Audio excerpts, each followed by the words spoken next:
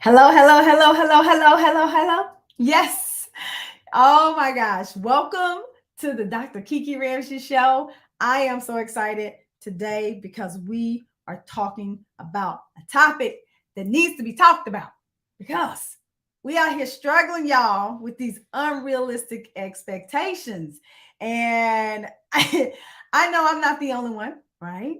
Especially if you are a high achiever, and you like to get stuff done, well, I'm talking to you. So do me a favor, call your friend, share this with somebody on whatever social media platform that you're on, because today we're going to get into overcoming unrealistic expectations. All right after this.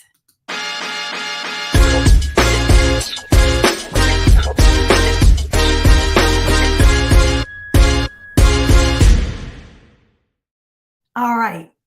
Okay, so listen, if you are joining me live, please share with me where you are and who you are coming to me live in the chat, and so I can give you a shout out.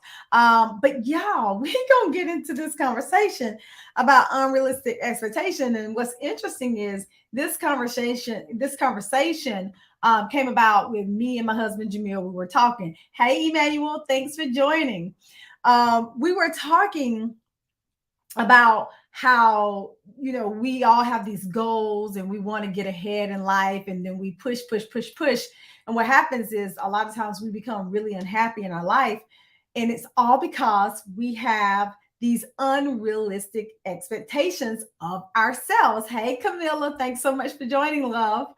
And I thought that that was so profound because I can see that happening so much in my own life, especially in the past. Now I try to be way better about what I put on myself and what I expect for myself and what I can get out of myself, as to not overdo it, right? But some of us don't really know how. And I see so many people in society, so many friends, so many people are putting these daggone expectations on themselves, and y'all frankly are driving yourself crazy. Like, and I ask, I'm saying, I ask these questions, and we say, because I have to.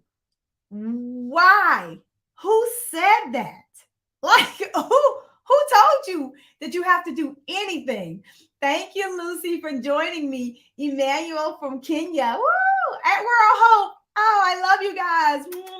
I miss you so much. I miss you. And so super excited to dig into this topic, and everything like that today, because I think it's so important. So what are unrealistic expectations? Well, it is these ideas that we have in our heads, in our minds, that we should be doing something, right? That we should be doing something, um, and we may not, or we may should not be doing those things, right? It's these ideas that don't leave room for real change, right? It's these ideas that don't leave room for flexibility in our lives. And it makes our life a lot harder when we have these expectations. And like I said, the way that I came to this is because me and my husband, we started talking about dreams, dreams, and how, you know, in the past I was so unhappy, and a lot of people are so unhappy because they have these expectations of themselves that they can't really meet, or that they shouldn't be trying to meet. And all it's doing is breeding more anxiety, more depression, and all those things. And so I'll give you an example.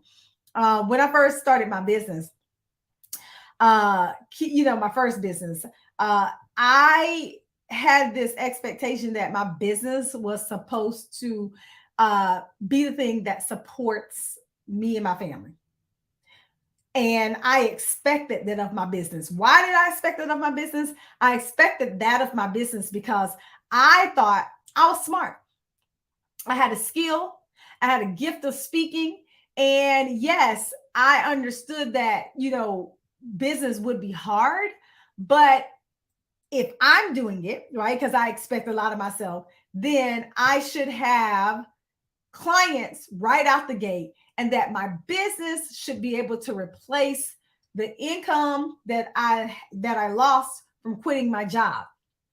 Right? So, hey, Diamond, thanks so much for joining. So that's what I thought, right? So here I am. I just quit my job as a social worker, right? So first of all, if I say, social worker, even though we are the most amazing beings on the face of this planet, us and teachers and all the people in the helping fields, right? But you just, historically, you don't make a lot of money in those fields. And I'm just going to talk about myself.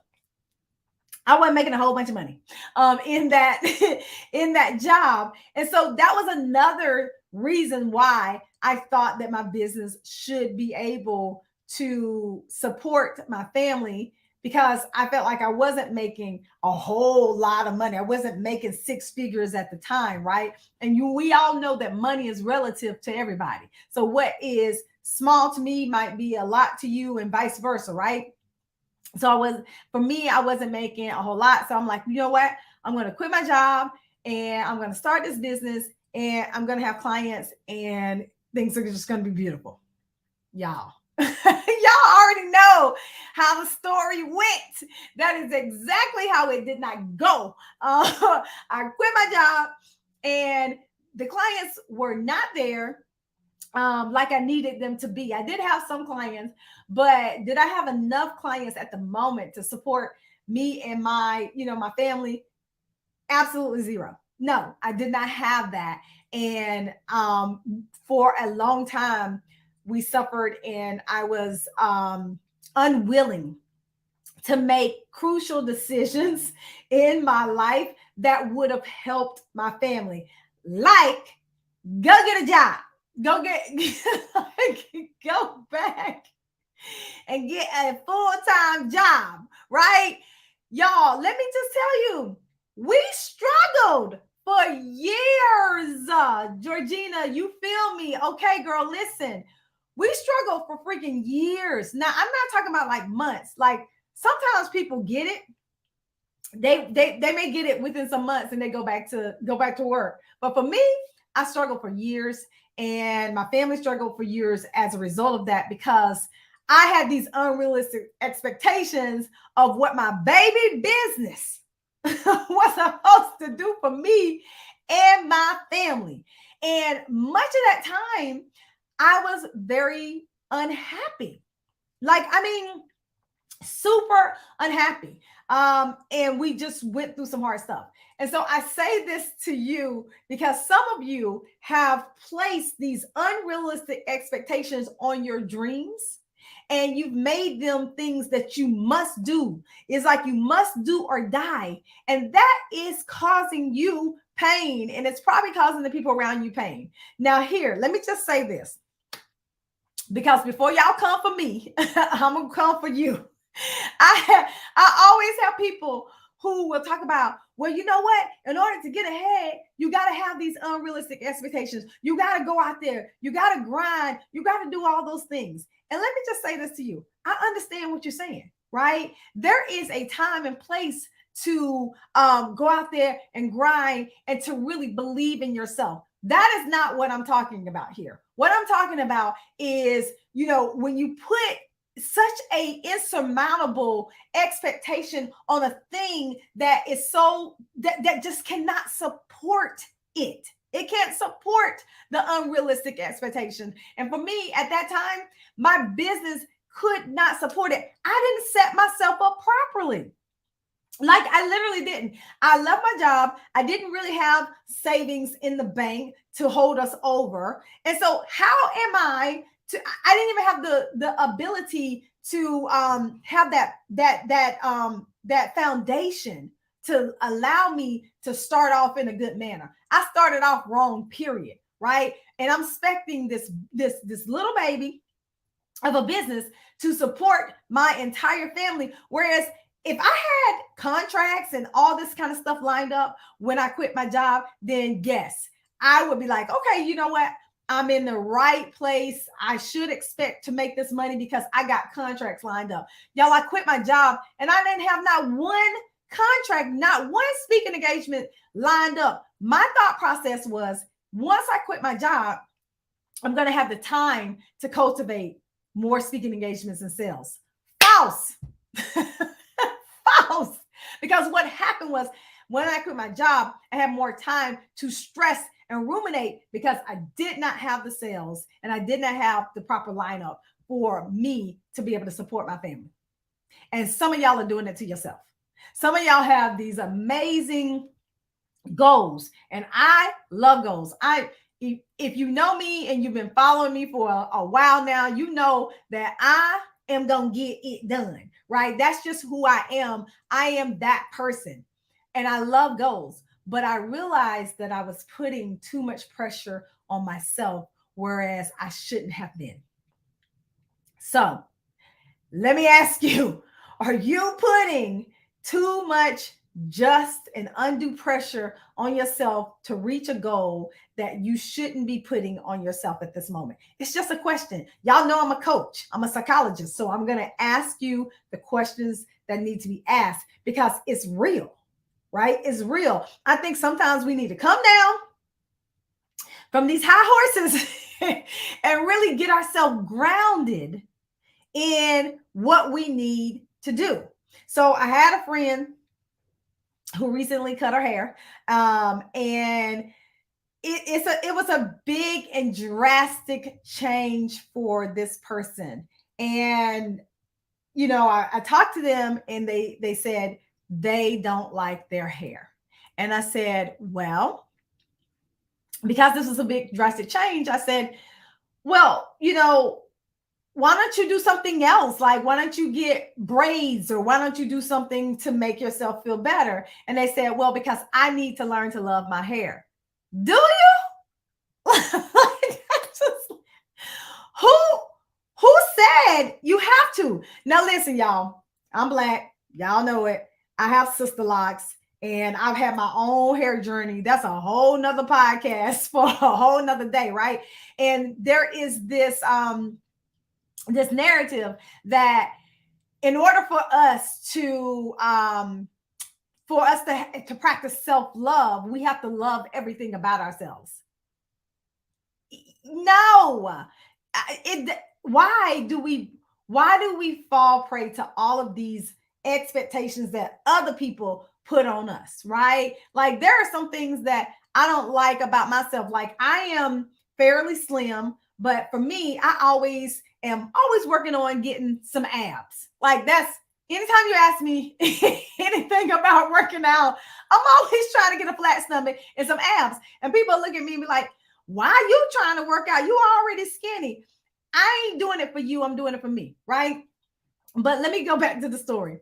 So her expectation was that in order to love herself properly, she had to love everything about herself, including her hair. And I was like, that's false. False, false, false.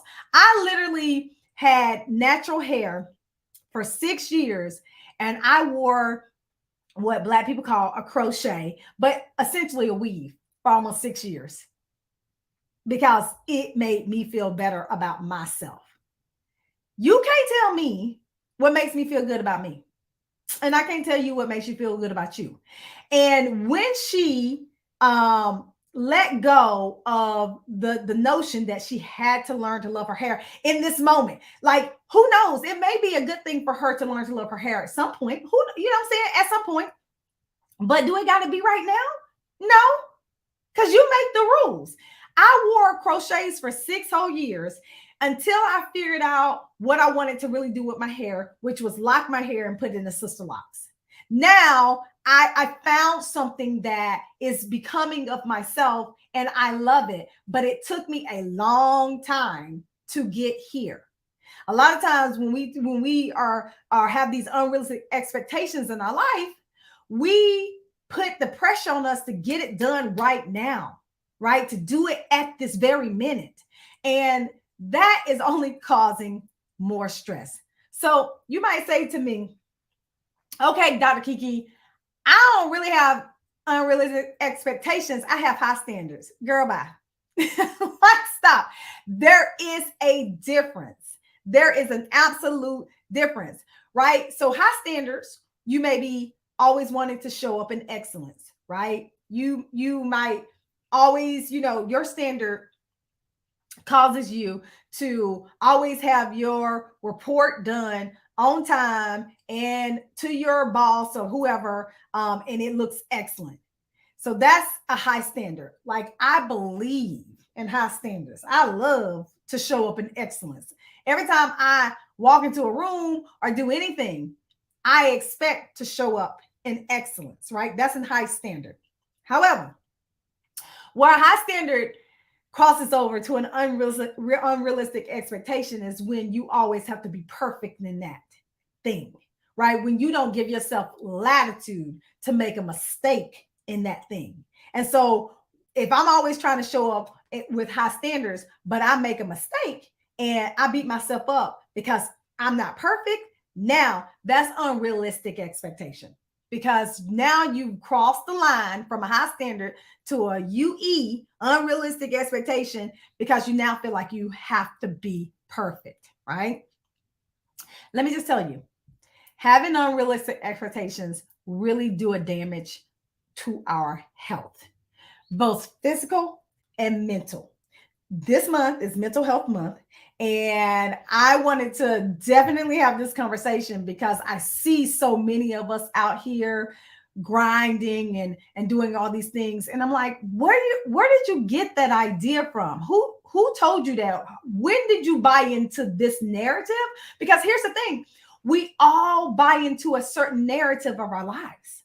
We all buy into it. Nothing has meaning except for the meaning you give it.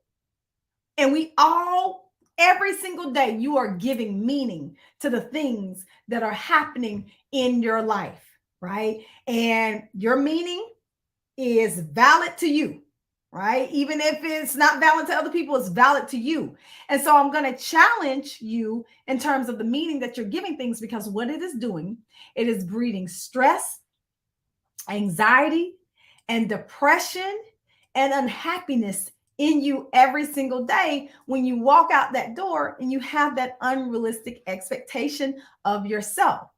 And I think that we have to really get grounded right now and understand what's our unrealistic expectation, and then what's a goal that, yeah, I can actually reach. So I just want to give you all a couple of things that I think that have helped me over the years, and a lot of things that I've been sharing with some of my clients who come to me and come to coaching sessions with these unrealistic expectations.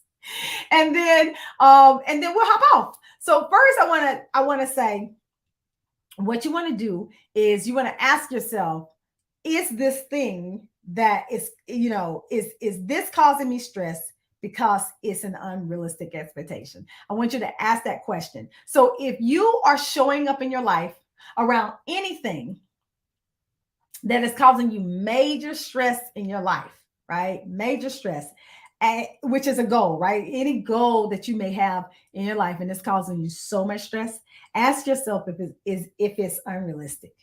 Ask yourself that, like, and be honest with yourself, because you know how we do.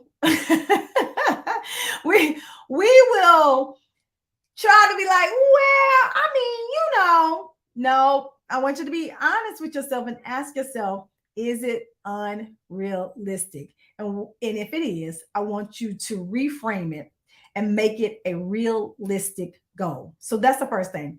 I want you to set realistic goals for yourself, but I call them push goals, right? They're realistic because they're not so far out of the box that you can't hit it, but it's still going to take you some energy and some time to hit it. And that pressure is okay.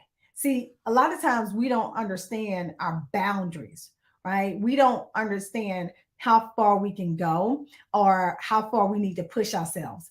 But I think for us, I want to give us more credit.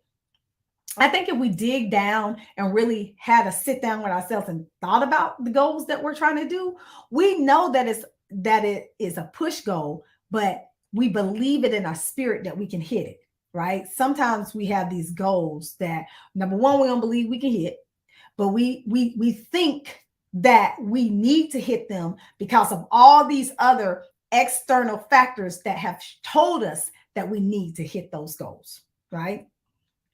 I can remember when I was getting my PhD. Uh, my school told me, that, hey, if you work really, really hard, you can get done in 3 years. Bet, because I'm ambitious. So if you tell me I can get done in 3 years, guess who's going to try to get done in 3 years? Your girl, right? So I'm trying to get done in 3 years. And I think that one thought of getting done in 3 years, and this is a PhD program, y'all. So let me just say, this is not a bachelor's, a master's, or anything. This is a PhD program. And if you know anything about getting a PhD, it is hard. It's hard to get done in 3 years. Is just not expected of anybody. But your girl showed up, want to get done in 3 years. And here's the thing. During that same process, I had a 1-year-old when I actually went to school. I ended up getting pregnant with my third child while in school. My husband was also getting his PhD. Wow. And so that means we both were in school getting a PhD while having two young children. And I was still running my first company, Kiki Ramsey International. And I started a new company, the Positive Psychology Coaching and Diversity Institute, aka PCADI. And I was still trying to get done in 3 years. Cut it out. Cut it out, Kiki. What are you doing? You is trying to kill yourself. And so I didn't get done in 3 years. I got done in 3.5 years, but it was still stressful. Right, Georgina, you did 3 years as well. Like, it's not easy. It's not easy because life still be lifing. Right? Life still be happening while we're in this process. And so I think that if I had have given myself a little more latitude in terms of my expectation that I needed to graduate in 3 years, I might have been a little bit more happy throughout the process. I think towards the end, I found my footing, but it took a while, right? It took a while. And so you got to ask yourself, and you have to set realistic but push goals, because I don't want y'all to not hear me. I believe in setting push or dream goals. Like, I believe in that, right? I have so many of them myself, right? But I think what happens is we'll have these dream or push goals, and we set also an unrealistic timeline to get to those goals. And that then takes it over the edge, right? You just might go off the cliff, right? With that goal, because once you have this dream goal and then you put pressure on it of time, that's when things can go off the cliff. And I think that's what I did with my business and my PhD process. And with my business, it took time for this business to blossom. Y'all, let me just tell you, I am 14 years in business. I have been in business for 14 years, right? Kiki Ramsey International, my baby, is 14 years old. She just turned 14 in April. And thank all of y'all on LinkedIn for all of your congratulations, right? So, but I still feel like we blossoming and blooming. I still feel like we making moves. And this is 14 years later. I've had so much success, but for me, there's still always more, right? As for you, there's still always more. So I still have these push goals for myself and for my company. And PCADI is a newer company, and we've done extraordinary things over the last 3 years that we've been in business. And I still have goals for that company as well. But I understand that I don't want to make unrealistic expectations and put them on myself, because what that does is it causes me to put that on other people who are working with as well. I can even remember when I started PCADI and just all the things that I was even putting on my assistant, Nicole. And Nicole was like, you do know we got about 1,000 things going on right now. And I was like, oh, You're right. And I had to literally look at all the things that we were doing and allow us to take a step back because we were not going to really be able to do anything really good because we had our hands in too much stuff. That's what unrealistic expectations will do for you. It'll make the stuff that you are doing not as good as it can be because you got your hands trying to do too much over here. So, first, like I said, I want you to set realistic push goals. Number two, I want you to practice some self compassion. Y'all, I spoke about self compassion on one of my last podcasts, right? And I believe that you have to give yourself that. I call it grace and mercy, right? God gives us grace and mercy to be human beings, but we don't give ourselves grace and mercy to be human beings. I mean, we pushing ourselves to the brink of death before we say, okay, I surrender. This ain't working out. And I always ask people, I'm like, okay, you in this bad situation right now. You got this unrealistic goal over here. How is that actually working out for you? How's that serving you? And a lot of the answer I get is it's not. And I'm like, okay, what options do you now have available to you now that you know that this thing is not serving you well? And that's when we can get into the nitty gritty of what all the options are available. Because let me just say this, there's always another way. There's always another way. That is one of my mottos. There's always another way. There's always another option available to you. But when we are rigid in our thought processes of unrealistic goals, we can't think of another way because we don't give ourselves the latitude or the flexibility to do so. But there's always another way. It's just up to you to be open enough to figure out what that way is. Yeah, Georgina said her thing tried to kill her. It will. It will. And we be holding on for dear life to that thing. And it's dragging us down. It's dragging us down. All right. And so the last thing I want to say to you, because we are in Mental Health Awareness Month, and y'all know how big I am on self-care, is when it comes to this, you have to really practice self-care.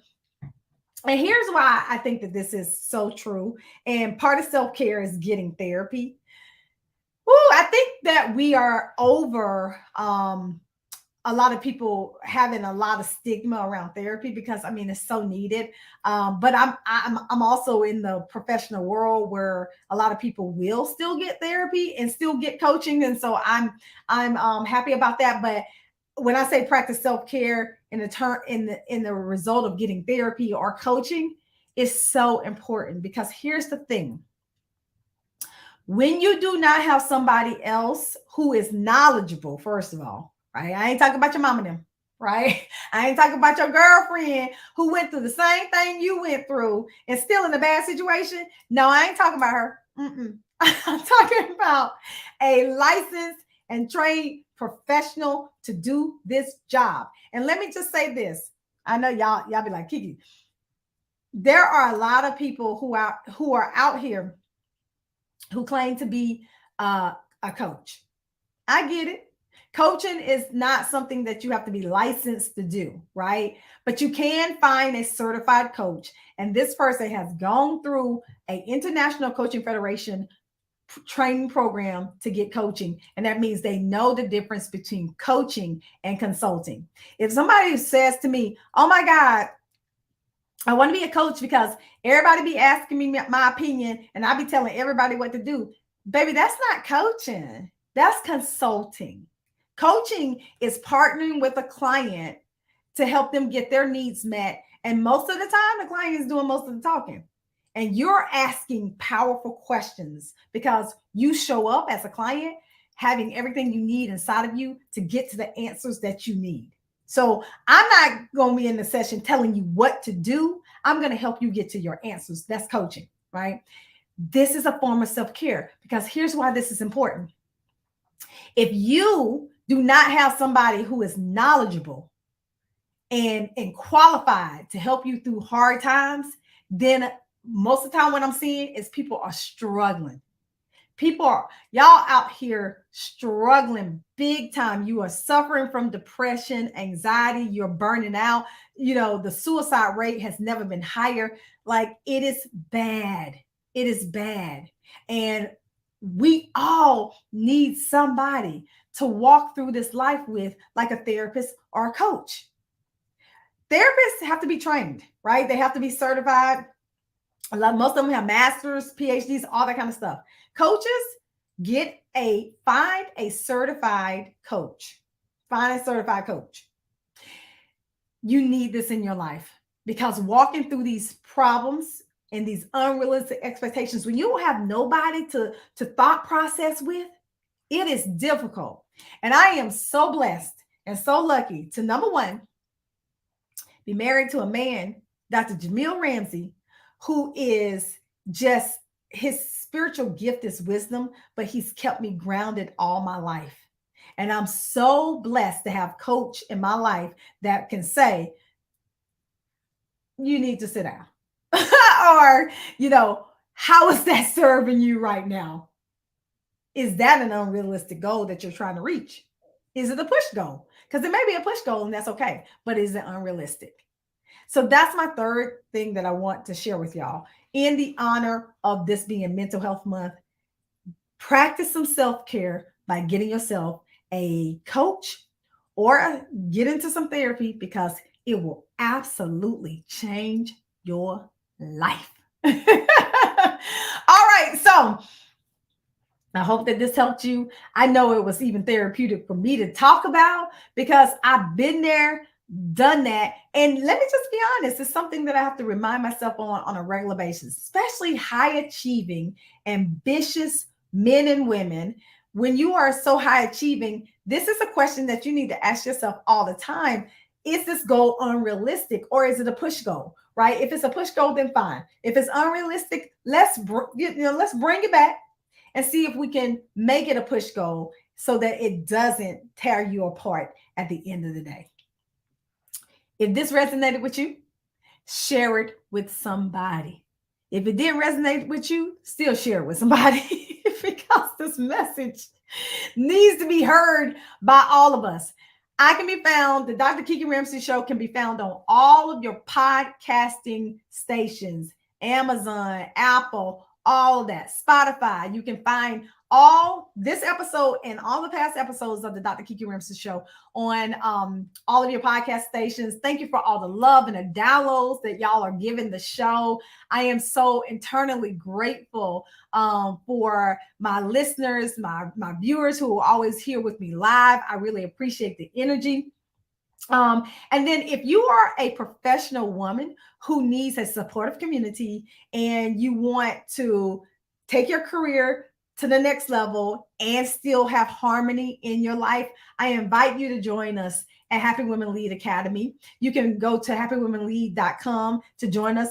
The membership is absolutely free. And so I'm excited to see you in this community. We are really supporting each other, because there are so many women out here who have these ambitious visions and these goals in life, and they still want to be beautiful mothers and wives and just, caregivers. How do we do all those same things at the same time?